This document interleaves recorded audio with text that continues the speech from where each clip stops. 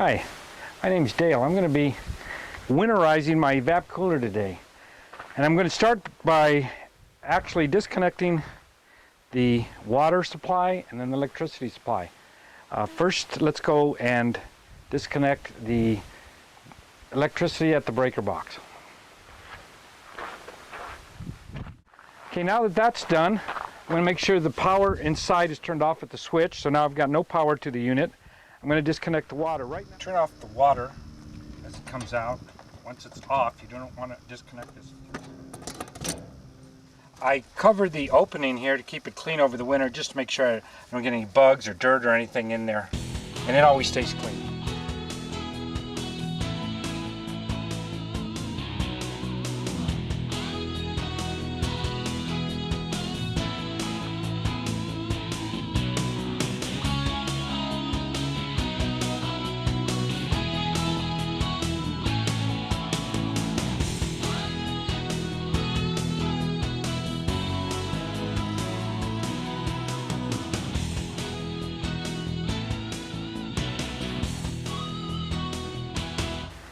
Okay, now that I've got the front off, I'm going to disconnect it by first of all pulling the water from the sump, water hose off, and then removing the water supply. In the summer, when I get this ready, I clean this off very good because it does get sticky sometimes with the little holes and just from this debris, as you can tell, and I don't get the best flow in the world. So I'll do that in the summer.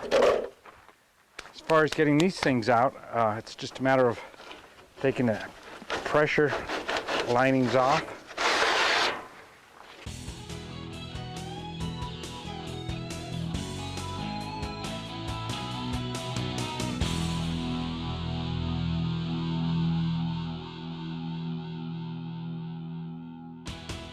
Oh, I turn off my actual water over here now that I've got that off.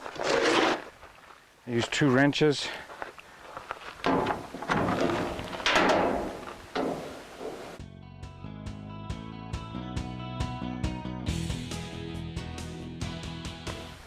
Okay, so this is the float that brings the water. I've just disconnected my hose. I just leave this in here. It's all ready for next year. Winterizing is the easiest part. I'm going to remove, this is where the pads sit, and I'm going to clean these pads off with the brush here in a minute after they dry out. So now I'm going to clean out the sump. I'm going to clean those pads, put it back together, put some plastic in front of it, and I'm finished. Now I keep this copper tubing in the storeroom just as it is. I just put it behind some boxes. I don't bend it. It's set up for next year. I don't have any kinks in it. I'm going to go put this away. I will clean these really good when I summarize it. Right now I just don't want to put it away dirty.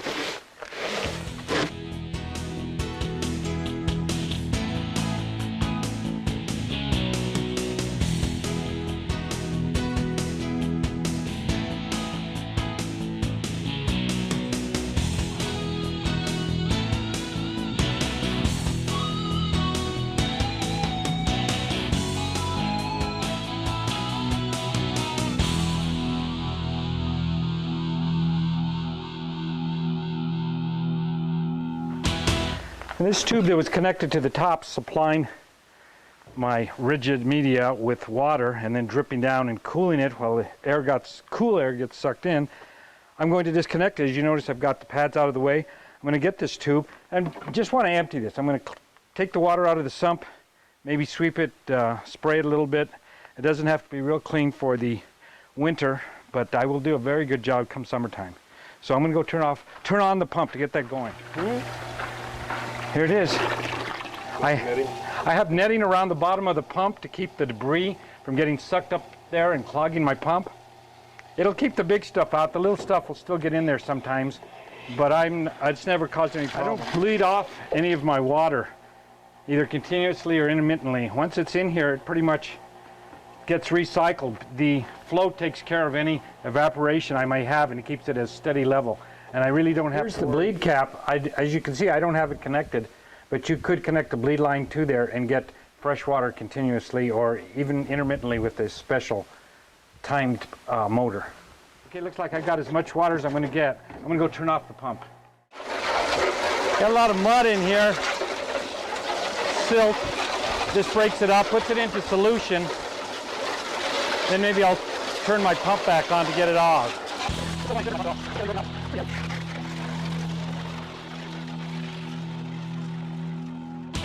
I'm going to reassemble it now. It's been washed out. I've cleaned off the pads.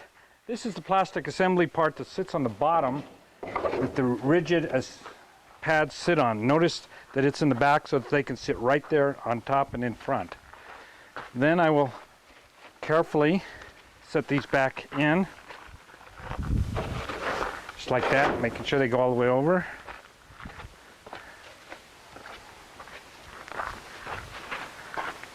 And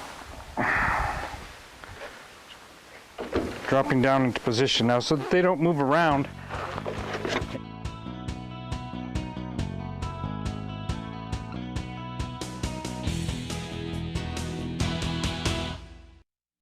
So there it goes, a nice snug fit.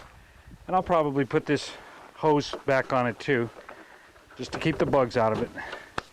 Now all I have to do is put on the grill. I'm going to put on some plastic in front of it, make sure I keep a lot of the dust that's going to be blowing here in the winter off of it, and then close it up.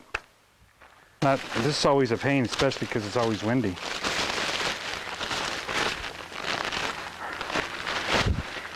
Okay, as far as protecting it from the dust and the wind, you can use just about anything. I've seen a lot of these evaporative coolers have canvas. You can even put metal slots that are made specifically for this. I found this to work just as good as any. I don't see dust getting through this plastic, so that's why I use it every year. And you just have to be careful, make sure it covers all of the areas, which is the only tricky part.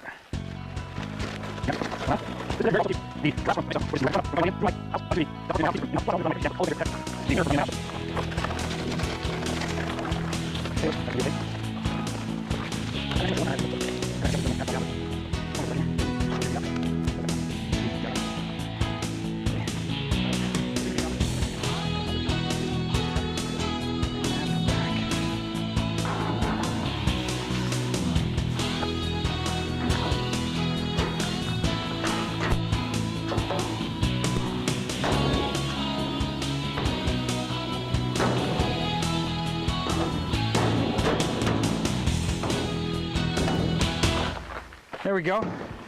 I just reattached the screws and I'm set for winter.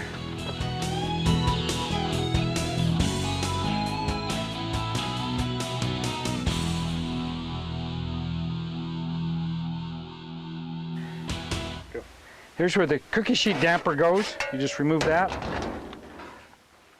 insert it, kind of like a magic trick, and just slice through that lady. And you put that back down. All set. Well, I'm finished. As you notice, I can do it, and if I can do it, any homeowner can get to this. If this would have been a refrigerated air unit, I wouldn't have been able to do it. I would have had to call a costly professional. But like I said, 10 minutes now and maybe 30 minutes in the summer, and you got it made. And it's nice, cool air out here in the desert. That's it for our lesson for winterizing our evap cooler. Till next time, we'll see you. This is Dale saying so long.